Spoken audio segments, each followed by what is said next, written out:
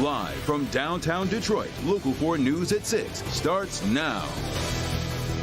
A local judge gets a warning over the way she spoke to a cancer patient about the weeds on his property. Judge Alexis Crott won't be losing her job, but the Judicial Tenure Commission says she humiliated a 72-year-old Hamtramck man during a January hearing. Crott told the man he should be ashamed of himself for the overgrown weeds and that she'd give him jail time if she could.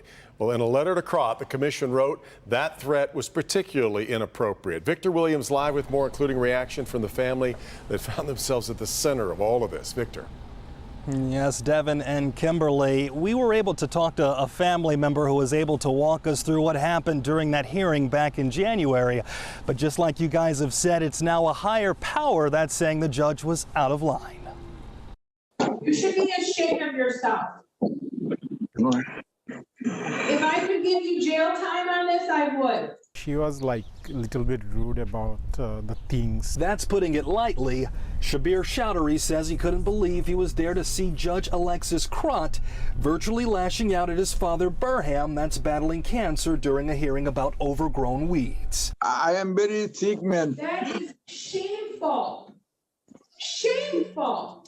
The neighbor should not have to look at that. I don't know, maybe she was having some bad day or something like that. I have no idea why she did that to us. Shabir says he had to go to Bangladesh, leaving his 73-year-old father alone for 3 months. Because of that reason, he wasn't able to keep up with the management of the property. Normally, he is having difficulty in breathing. He can't even lift up, even, it's very difficult for him to bend as well. If he does any kind of stuff for maybe half hour, maybe 1 hour, he has to lay in the bed for 3 days. The Judicial Tenure Commission is now saying that Judge Crott violated the Michigan Code of Judicial Conduct with her demeanor, even citing the senior with the $100 fine.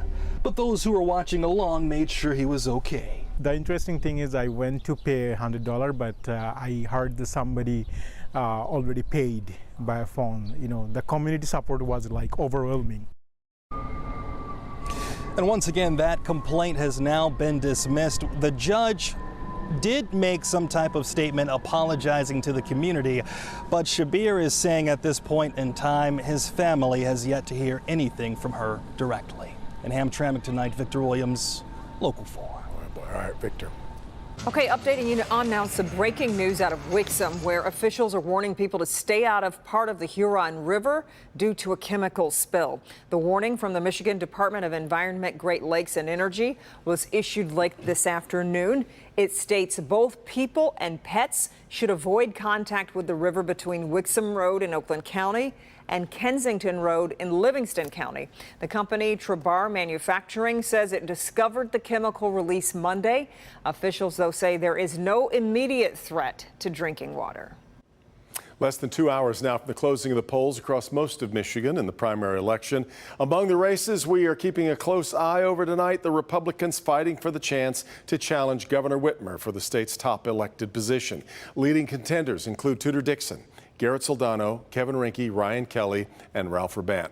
There have been no punches pulled in the political ads between two Democrats, two incumbents for that matter, Andy Levin and Haley Stevens in the U.S. House race in Michigan's now heavily Democratic 11th district.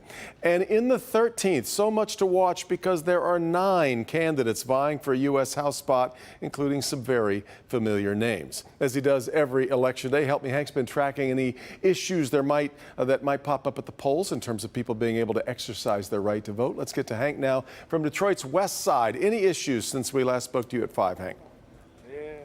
And Devin, the good news is no. We were at a different location at 5. We're here now in 6, just off Livernois, and things are moving well. In fact, the good news right now is that we've seen an uptick in people making their way into vote after they left work.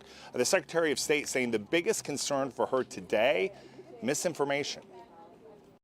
At this precinct today on the city's west side, Detroiters showing up, making sure their voices are heard. Because it's important for your vote. You know, we need to count. And if we are not here, then we won't have nothing to say about nothing that goes on. Also today at this location, checking in to see how things are going, Michigan's Secretary of State and also Michigan's Attorney General, both concerned about misinformation. We're prepared for anything today, but I would say the biggest challenge is countering the misinformation that ranges from everything from where do I vote to how do I vote to is my vote going to count. Attorney General Nessel says those responsible for spreading misinformation need to understand that they could face severe penalties. I think it's important that people know that intentionally distributing misinformation or disinformation about an election, if it causes a person to be deterred from voting, is actually a crime. And we've charged that before. And in 2020, actually, we charged a number of people with that. And most of that misinformation, well, that is online. I want to remind you that the polls stay open tonight until 8 o'clock. And if you have any issues at any polling location throughout Metro Detroit, I want to hear from you directly. We are in constant contact with the Secretary of State and also all the county clerks. So if you have a problem, we will make sure it is resolved as soon as possible so your voice can be heard on this very important day.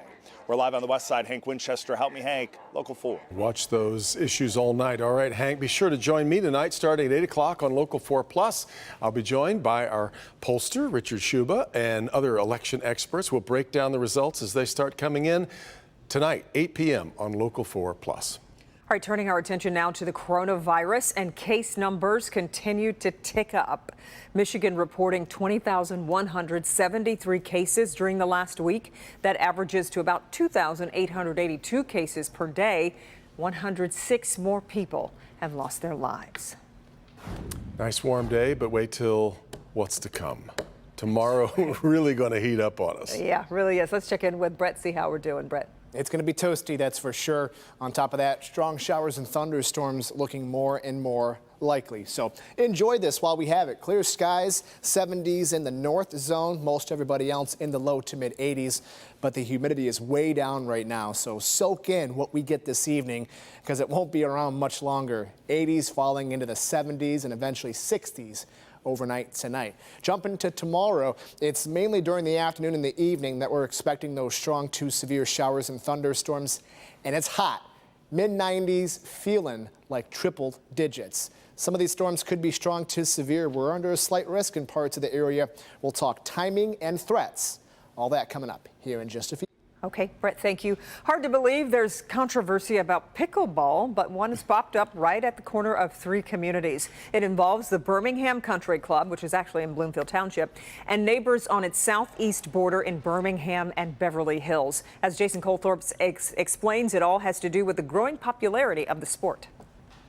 Well, you can't miss the signs. Several homeowners who live right across the street from the Birmingham Country Club have them in their yard, and basically they just don't want the club to expand and add more pickleball courts because that sport, well, it's just too darn loud. Pickleball is one of the fastest growing sports in America right now. It's catching on with people of all ages.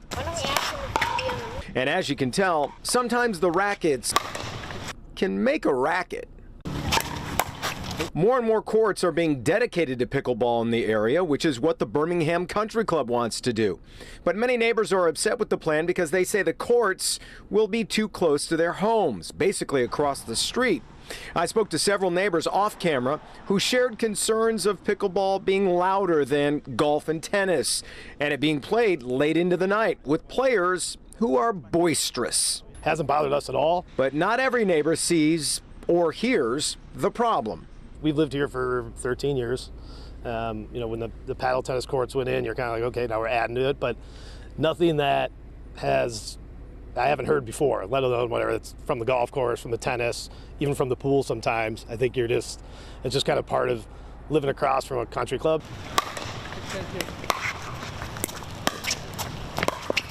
There's actually a meeting coming up on Thursday night between these neighbors and the country club.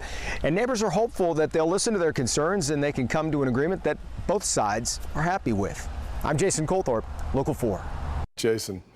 37 people have now died in Kentucky from last week's flooding. That number is certainly going to rise. The heartbreaking conditions are sparking a lot of generosity, though, in people here in Michigan. Dick and Dawn Roselle have friends in eastern Kentucky. They couldn't help but get involved. They're collecting essential supplies and donations for the flood victims. People from all over the country have started to give. Even this truck was donated by LaFontaine in Highland. The goal is to pack the truck with cleaning supplies, non-perishable foods, baby food, diapers, feminine products, and more. Next Thursday, the couple will drive the hundreds of miles to make that delivery. They need everything. I mean, that's a kind of a broad term, but some of these people got out of the way and their houses went down the river. People want to help. I think these stories get to people's hearts and they can't imagine if it were them. We're bringing a truck. Some of them can't even get out of their town, so that's why we're waiting a few days so we can get in. That's been a tricky part, getting help to those who need it. They actually hope to send 2 truckloads, and we'll have information on how to give at clickondetroit.com.